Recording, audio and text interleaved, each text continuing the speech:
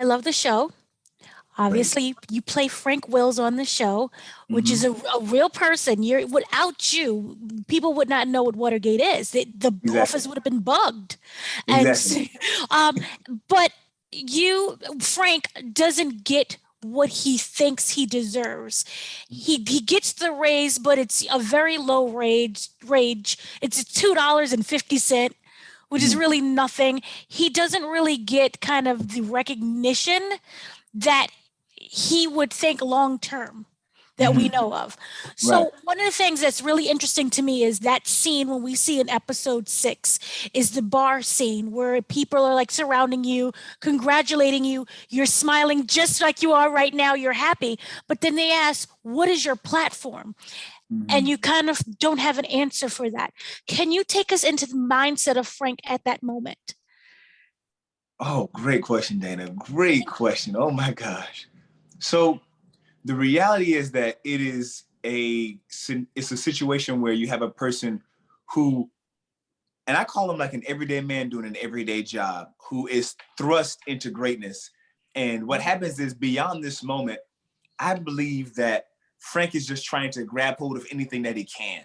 Like, 'cause at this moment, the world is treating him differently, like family, friends, like even like those stares in public when you walk around, like knowing that people recognize you from doing something they may not know where. But Frank is like has his 15 minutes of fame at this moment, and the reality is that like his educational level it doesn't level up to this thing that he's done. So while people are looking at him to be a like even in that scene, they're looking for like him to be some sort of beacon of light or him to have some sort of well thought out answer. Frank doesn't know because he was thrust into that greatness, you know. So I just think that the thing is like he doesn't know because not because he's dumb, because he's stupid. It's because he didn't expect any of this to happen. You know, he just was doing his job, and that's what ended up being a result of him doing his job. So like that, and that's one of my favorite scenes, if not my favorite scene, because it is this. Even being an actor, when I came into being an actor, like the balance of like being um public school educated, like I may not be as smart as some people, but when they start to talk really really in like big word, like super, sometimes I get lost and I go like, man, like do I belong in this place? And I feel like that he feels the same thing, like he doesn't feel like he belongs where he is at this moment. Right. Now, what's Yeah. really interesting, I love that. But what's also really interesting about that whole scene and also the episode in general, it's bookended by two different songs. One is OJ's Backstabbers, and the other one is Steely Dan's Dirty Work. Do Mm-hmm. you feel that both would speak to Frank in that moment? 100%. Because I feel like it is, especially with Backstabbers, I love that they chose that song. And at first I was a little worried that we were worried it wasn't going to get cleared. But it got cleared. And, but like, even that song specifically, that was one when I read it in the script, I was like, oh, okay. Like, this is how he feels. And then watching the episode, you see like what he goes through. And I'm like, he feels totally betrayed by everyone. So I feel like they did a good job with song choices in this in this show, in the episode. I'm happy the cat is alive Me because, too. geez Louise, that was like a moment there for me. I was like, Lord, the cat. But it seems that just in general that with Frank, he average guy, and then at the end we kind of see him on the cover of Jet magazine when he finally Mhm. discovers his cat. Do you feel that kind of 15 minutes of fame um, is not something that he really wanted? Do you think that because of the pressure of it being so sudden, he's able to hold on to it, or he'll lose it more quickly because it happened so fast? I think that he wanted more. And the reality is that I think that Frank believed that he deserved more, but he couldn't get it. Even there are accounts of like reading different articles where Frank said different things to different groups. So Mm-hmm. like to the FBI, he would say these things. So it felt like Frank was trying his best just to like keep hold of like this moment and to like maximize the moment. And like he was shunned at every turn. And the reality is that like even playing the part in like what I would do is in that bar scene, I had different people in different scenes to like different extras. I would go to them and say like, hey, can you just stare at me? Or like, can you just do this? Because they don't know, the extras didn't know what was going on. They didn't know what the story was. But I would explain it to a few people and like get those moments of like get those stares. Because at like in that time, I can imagine how someone would feel like the government is after me. Like I've done something that has disrupted like American life as we know it. And Frank feels that like they are after him. So it's challenging for him. Right. And you say, what was said to you is that, you brought not Watergate, but Nixon to his knees. Mhm. When you was talking about kind of, wanting something more, do you feel that it was Frank wanting something more for himself or as general in whole? Because if you look at what's going on with, especially Black Americans in that time period. I think he wanted more for over. I know he wanted more for himself first. Mhm. Like he wanted to set things up for himself because he was just a security guard, Right. And beyond that moment, like listening to different interviews, I know that in his heart, even in that scene where they ask him like what he wants, what is his they were asking like what is his your second Platform. question. Yeah, what he's gonna do with his platform. And like in his interviews, that's like some of the lines were from an actual interview that he did. Mm-hmm. And he wants to help. And then like after I trail off, there was one take that he used where I say, I don't know what I want to do. I just want to do what I can to help somebody. And like that was I improv that line, but that was because they were like, Patrick, just go for it. You know what Frank feels. And I know that overall Frank just felt like, hey, I just want to help somebody. Like if I've done this, y'all put me in this position, cool. I may not have it right now, but like with the training, with the time and like with more education, I'll get it. I just know overall, I may not know how to do it, but I know I want to help people. Like I know I want to like shine light to voices who haven't been heard. Like I know he had good intentions. Right. Now, when you're doing the work and you're getting the script as Patrick, do you fill in those blanks or do you leave those blanks unfilled because it's not there in the script? Oh, not filling those blanks. Like everything I didn't know, every decision that was made, I knew what it was. And I tried, if it wasn't in the script, the thing is that like Robbie and Amelia, the writers, are so amazing in being able to ask questions and discuss different thoughts that I had. But I would come with an idea, and the director Matt is amazing. So I would come with different ideas or come with different things that I learned about Frank, and they would just let me just go for it. So everything that I felt, like I based it off of just like prayer and like letting and just asking God, like, hey, allow there to be a channel from me and Frank, like you got like one of those little cups to the ear, like let Frank talk to me in my ear, and whatever he says, I'm gonna apply those things to these scenes and allow like him to live through me. Because even with your first question, it's like Frank felt like he didn't get what he deserved.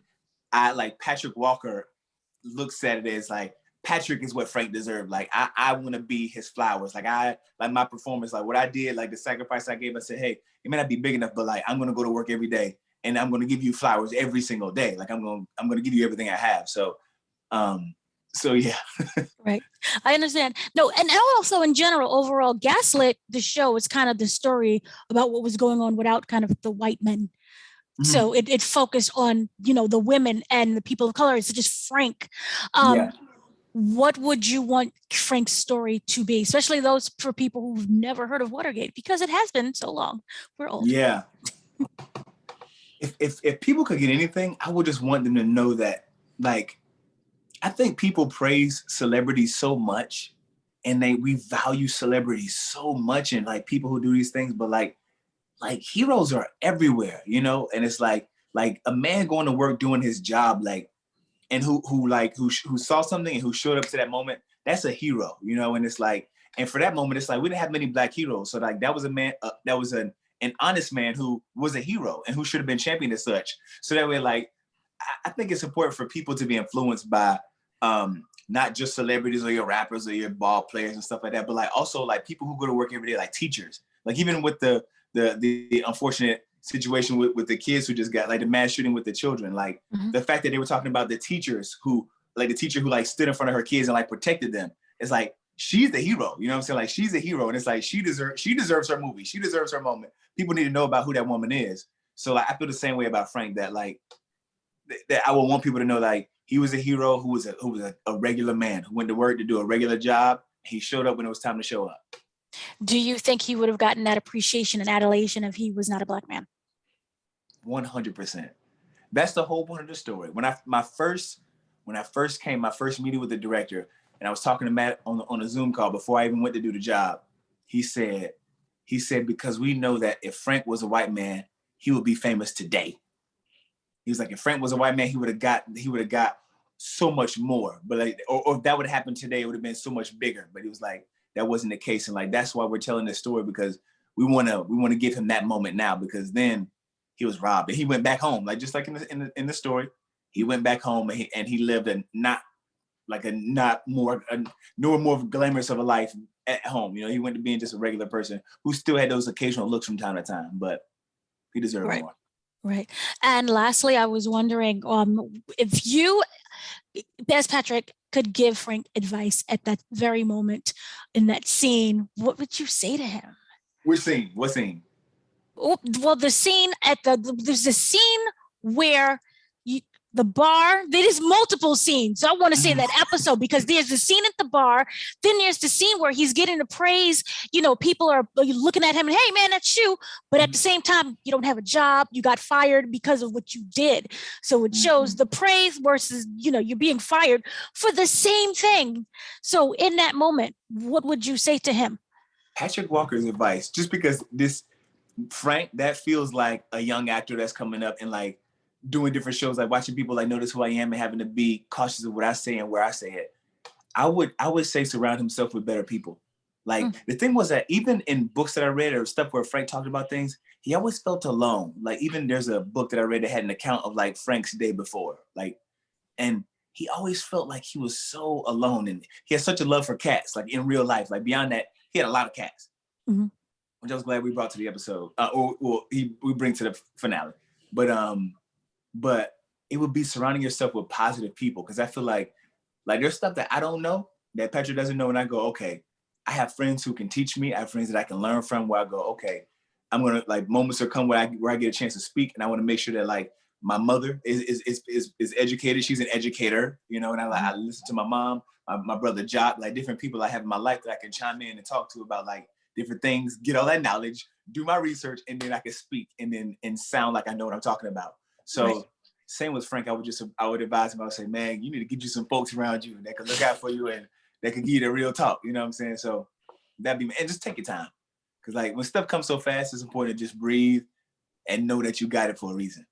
Would he want to empower others, or would it be for also just monetary as well? I think both. Because like I said, he was a man trying to figure it out.